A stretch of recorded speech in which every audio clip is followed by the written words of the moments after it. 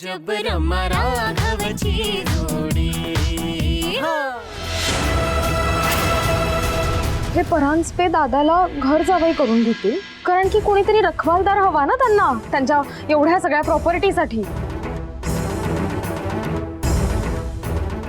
ती रमा सुद्धा तिच्या आईसारखीच खोटारडी आहे। जोपर्यंत लग्न होत नाही तोपर्यंत तुमच्या मागे पुढे करेल आणि नंतर ढुंकूनही बघणार नाही तुमच्याकडे।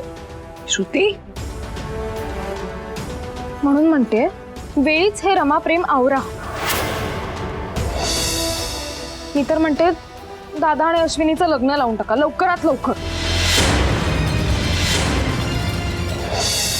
श्रुती, अगं काय मूर्खपणाचा विचार करतेस तू?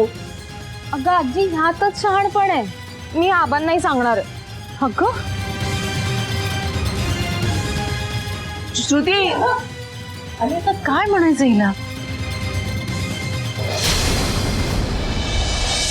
हा अगदी बरोबर आहे तुमचं। आता तुमचं काम झालंच म्हणून समजा। That's good. तुम्हालाही माझं एक काम करावं लागेल आता। मला काय? इथलं बिल खूप झालंय, हो भरून टाका। मी दुसरं कोण पूजा करू शकलो ना तर आपण तीही करूया, पण दादा वाचला पाहिजे आबा। श्रुती बाळा, तू शांत हो बघू। हां, मी म्हणालो ना तुला की याबद्दल तू जास्ती विचार करू नकोस। तू तुझ्या अभ्यासावर लक्ष दे। बाकी काय करायचं ते मी पाहतो। आबा तुम्ही त्यांचं रोजचं भेटणं थांबवाल ना? हो श्रुती बाळा, थांबवे। यापुढे राघव तिच्याबरोबर ऑफिसमध्ये कधीही काम करणार नाही।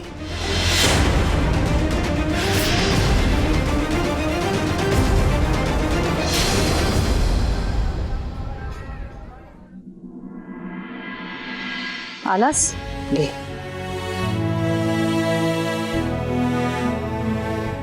राघव, काय रे आज एक शब्दही न बोलता निघालास? हे बघ, मला कळतंय तुझी मनस्थिती ठीक नाहीये, पण अजून काही झालेलं नाहीये ना? नाही, तसं काही नाही आहे। अगं ऑफिसमध्ये जरा धावपळ आहे, 2 नवीन प्रोजेक्ट सुरू केलेत ना, त्याचा एक नवीन टप्पा सुरू होतोय। रमानी खूप मोठी जबाबदारी घेतली, त्यामुळे नीट लक्ष देऊन काम करावं लागणार आहे, म्हणूनच जरा घाईत होतो। निघतो। ऐक ना, बघा अंकल गुरुजी, ही फील्ड राघवच्या आवडीची आहे।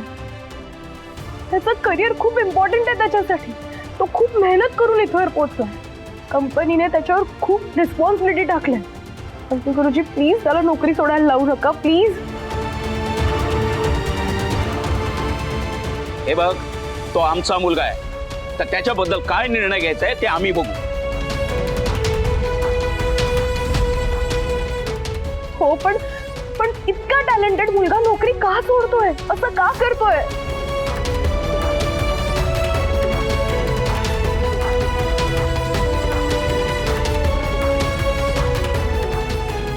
तुझ्यामुळे, फक्त तुझ्यामुळे राघवरावांना नोकरी सोडावी लागते।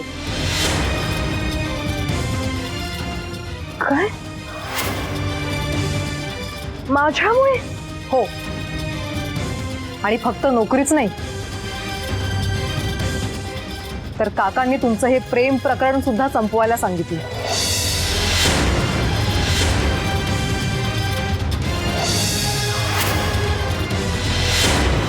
तुम्ही ऑफिसमध्ये सतत एकत्र असता, त्यांनी तुमचं नातं आणखीन घट्ट होत गेलं तर आम्हाला ती रिस्कच नकोय।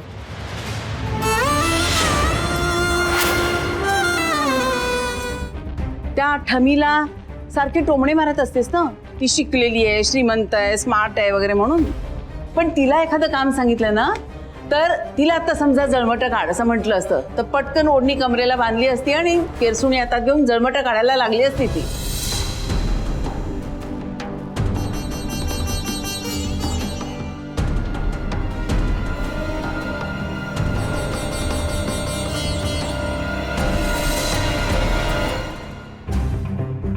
तुझ्यासारखी कारणं देत बसली नसती, माझा ड्रेस खराब होईल, माझे केस खराब होतील वगैरे. हा हो की नाही ग शालिनी? हो हो, प्रश्नच नाही. हो, गणपतीच्या वेळेस नाही का सगळी साफसफाई ती एकटी करत होती. हो ना. अश्विनीला पण जमेल ना साफसफाई? जमेल? हो जमेलच. खरंच? हो.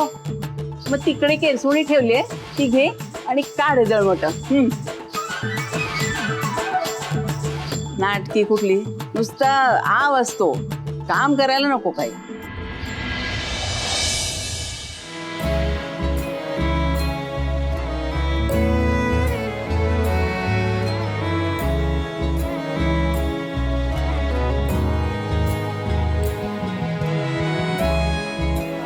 तुम्हाला वाढू? चांगली झाली हा भाजी.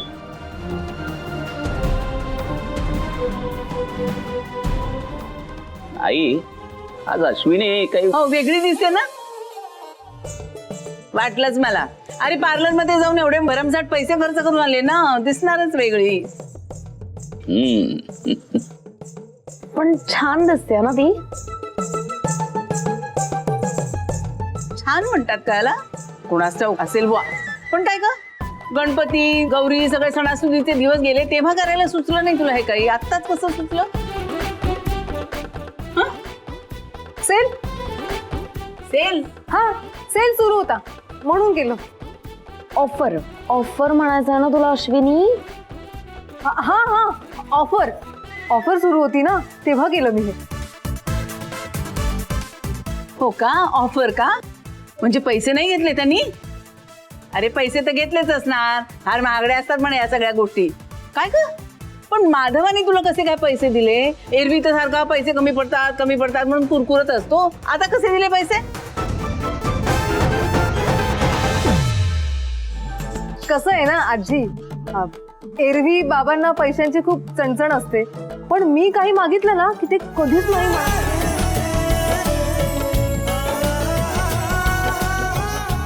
वॉलेट विसरलाय, घेऊन जा. धर.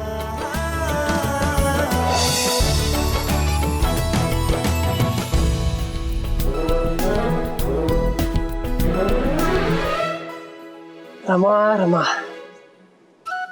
तुझ्याशिवाय माझा दिवसही सुरू होत नाही. आता गिरीश सर लवकरात लवकर यायला हवेत, तेच आपली एकमेव आशा आहेत आता.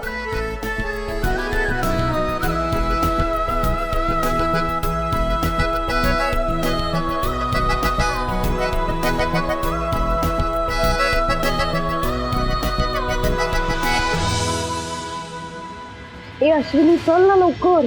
अगं इतका वेळ लावलास तयार व्हायला तर आजचा दिवस वाया जाईल. अगं दादा निघाला सुद्धा. आता तू अख्खा दिवस नट्टापट्टाच करत बसणार आहेस का? अगं हो, 1 मिनिट झालंय कृती. राघव, हे घे डबा. आज तुझ्या आवडीची भाजी केली, त्यामुळे संध्याकाळी डबा रिकामा करून घरी आणायचा. नाही तर नेहमीप्रमाणे म्हणशील की अगं आई कामाच्या गडबडीत ना जेवायला वेळ करायचं तुला कळलं? तुला सांगतो राघव, ऑफिसमध्ये माझ्यासमोर तोंड उघडण्याची कुणाची बिशाद नाही आणि घरात या तोफखान्यासमोर बोलायची माझ्यात हिंमत नाही.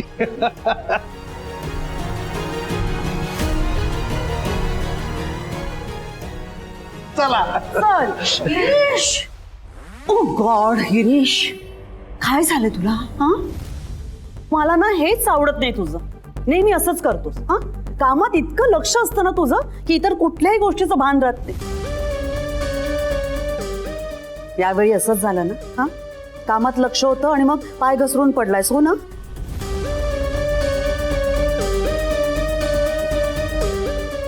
Raghav, thank you so much. नाही, तुझी खूप मदत झाली रे. ए पण आता उशीर होतोय तुला. हा, तू निघ, तुला वेळेवर घरी पोचायला हवं ना. नाही नाही तर उशिरा घरी पोचलास म्हणून आबा तुझे आबा पुन्हा रागावतील तुझ्यावर. हो ना रमा?